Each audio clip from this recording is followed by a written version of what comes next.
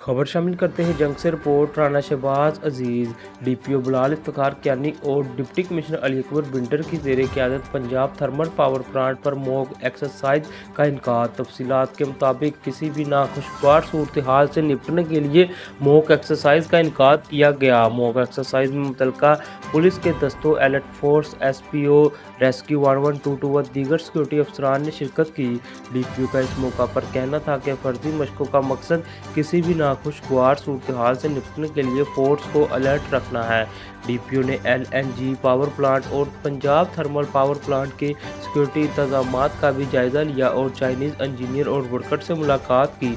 DPO ने इस मौका पर कहा कि पुलिस अफसरान को सरकारी अमलाक और गैर मुल्की शहरियों की सिक्योरिटी के हवाले से इक़दामात को मज़ीद मौसर बनाने की हिदायत दी।